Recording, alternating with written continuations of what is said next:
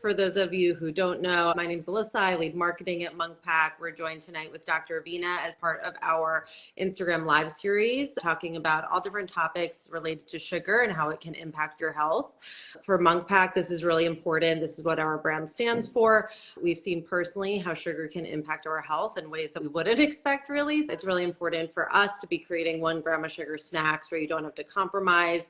You can still enjoy the great flavors you love while reducing sugar and optimizing your health in that way. But we know that it can be hard. It is a challenge. You know, we're all along for the ride. Our hope is through these talks with Dr. Avena that we can all learn something, discover small steps that we can take, try to pinpoint how sugar is really impacting our lives, and continue to take on our health journeys from there. Dr. Avena, do you want to give everyone a brief intro if they're not familiar with you yet?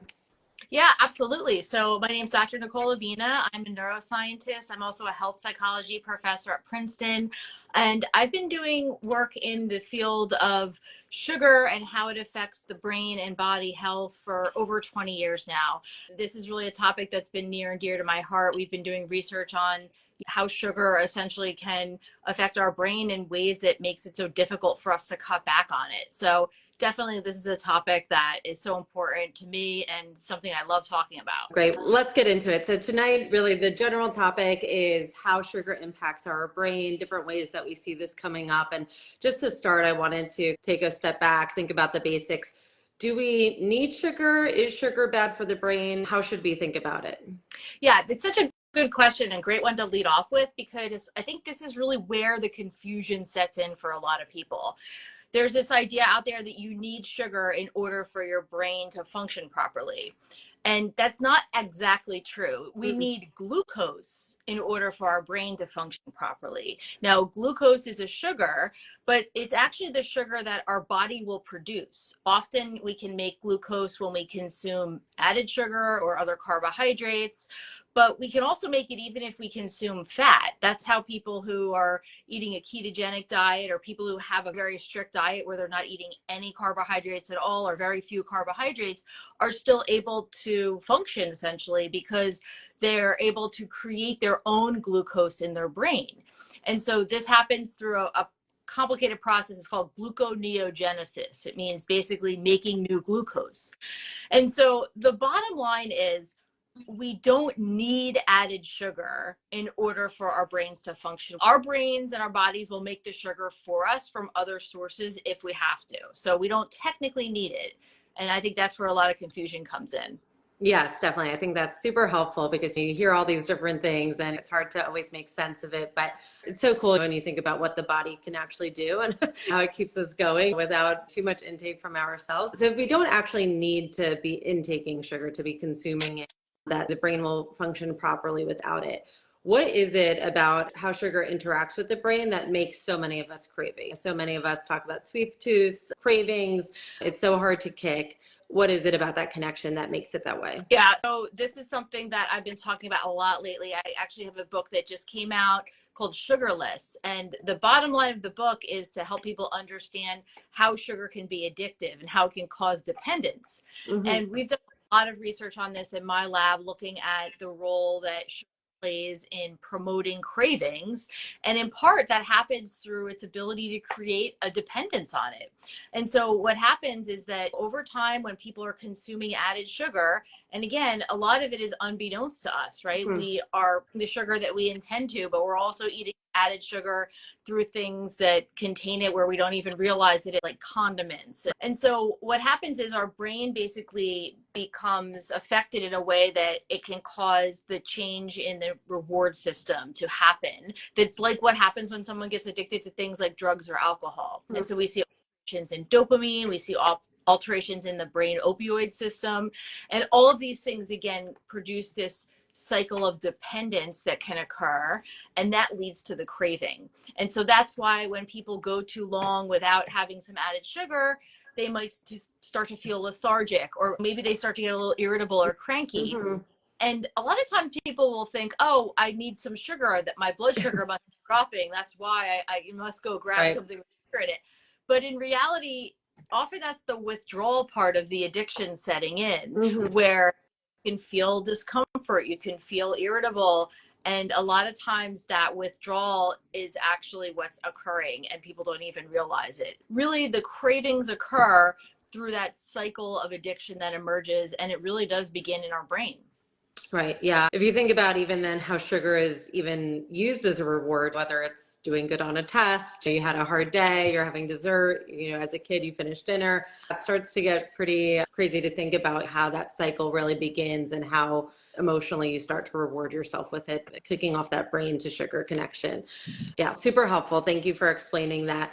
And when we think about brain health and how sugar can impact it, what would you say are the most common ways or what people suffering from the most when they're having excess added sugar in their diet? Yeah, it's really interesting because there seems to be a lot of common behaviors that emerge that people relate to when you talk about what happens when you're eating too much sugar in terms of brain health. And so one of the things that we often see is this brain fog, this sort of like fuzziness where people feel like they can't concentrate well, they can't focus on different tasks that they have. Mm-hmm.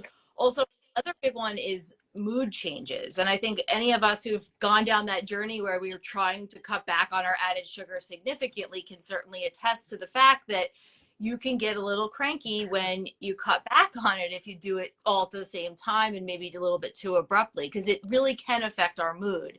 And it can make feel a little bit more angry and hostile, irritable, that kind of thing. But it can also just play with our emotions. And I think that that's one of the things that is one of the underlying reasons, like you were saying a few moments ago, why people go to use sugar as a way to self-soothe and make themselves feel better, reward themselves.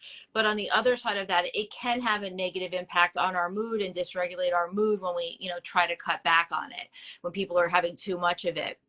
Also, really difficulty with focusing and paying attention. I think those are really two big ones that are important, because a lot of times that's the reason why people will take sugar, right? People will have something with sugar.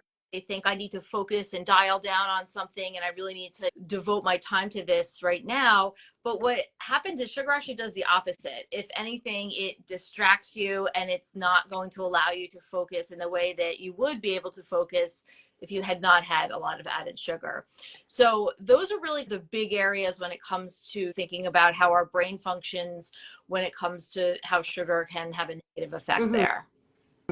Great. Yeah, I want to dig into some of those a little bit more, but just in case anyone new who joined, we're talking live with Dr. Avena tonight, talking about how sugar impacts the brain, especially very timely in the back to school, back to routine season. So we wanted to make sure to cover this topic now so we can all be setting ourselves up for success in the coming weeks and months headed into the new year, which is crazy to think about. But so I know that you were talking about brain fog first. Can you just explain a little bit more about what that is? Because I think sometimes people who even experience brain fog might not know the term for it. They might be referring to it as something else and not be able to pinpoint it.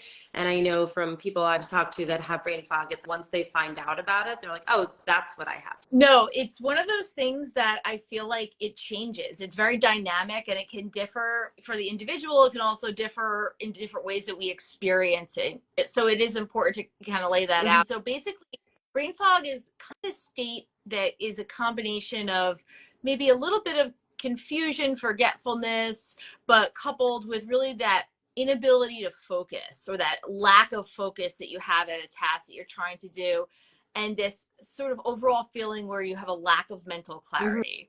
And so any combination of those things really can manifest as brain fog.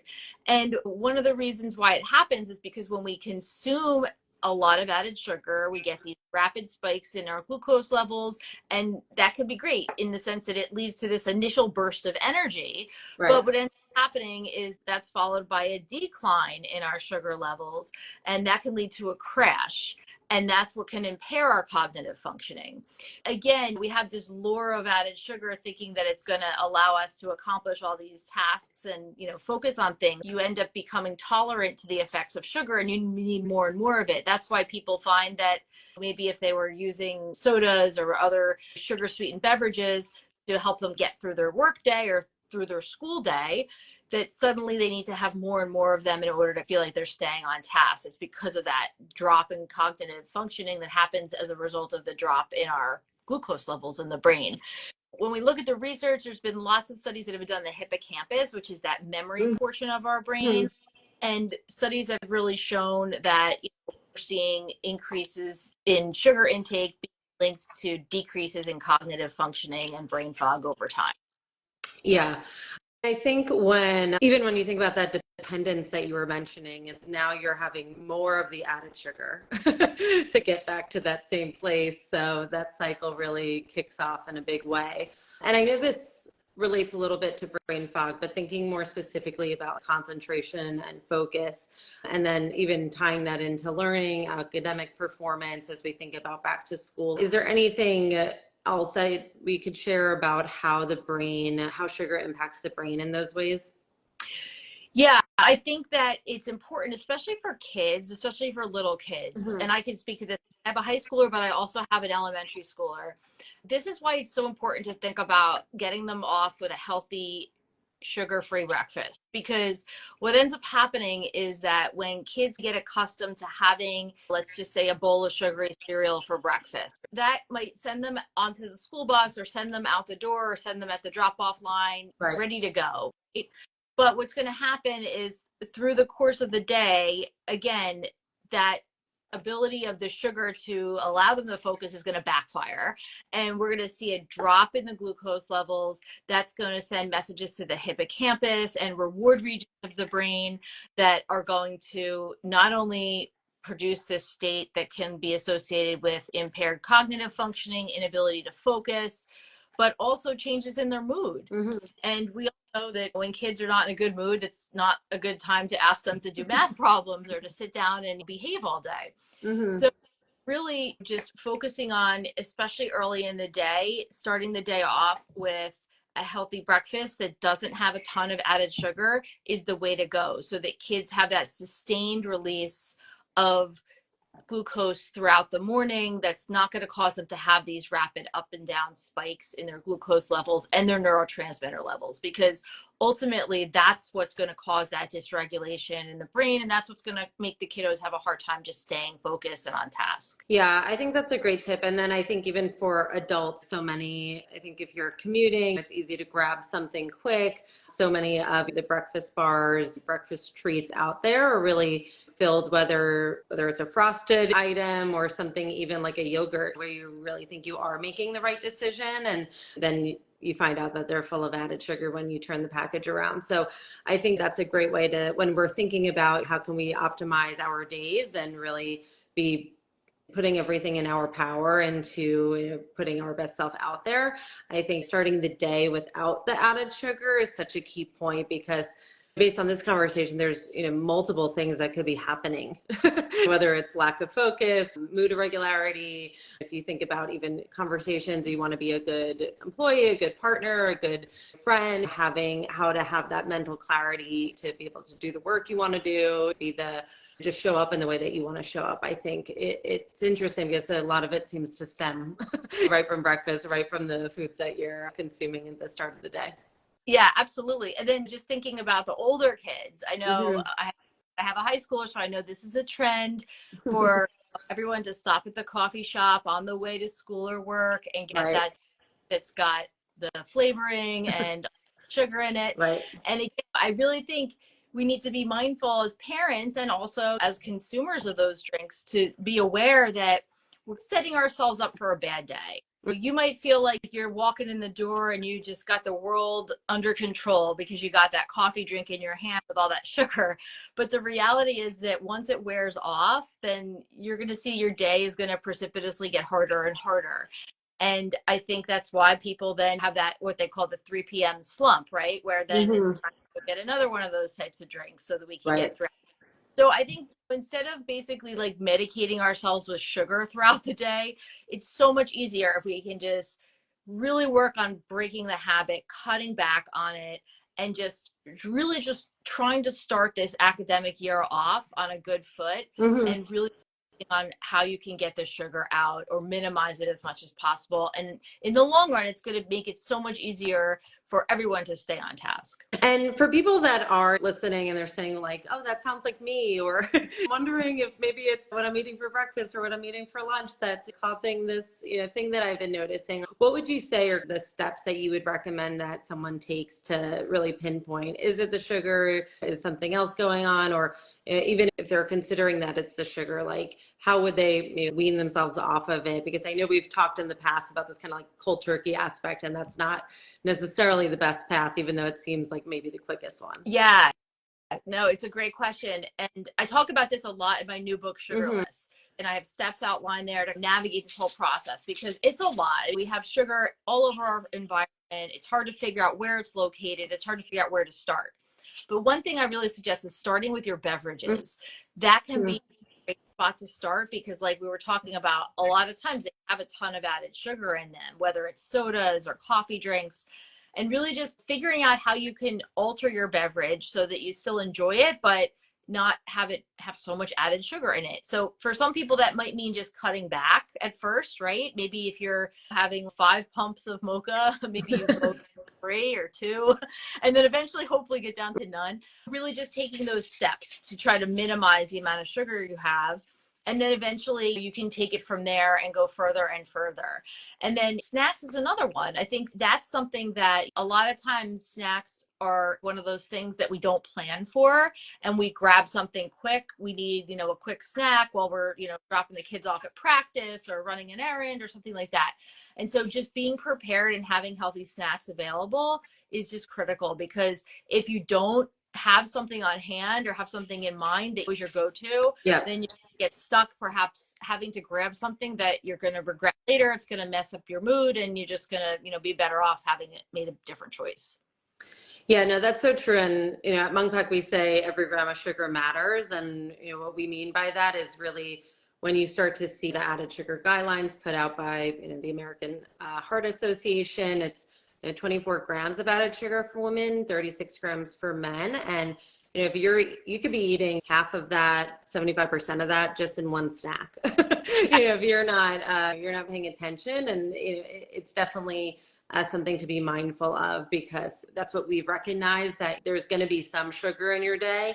When it comes to snack time, that's really when you have to be focusing because it is so easy, like you said, to really just be grabbing something quick, not realize what's necessarily in it, and then be setting yourselves up for the brain fog, the mood irregularities, the attention and focus issues. So definitely great tips. And thank you so much. This was, really great. It's always fun having you and getting more knowledge about these topics as we all try to take little steps and improve our health along the way.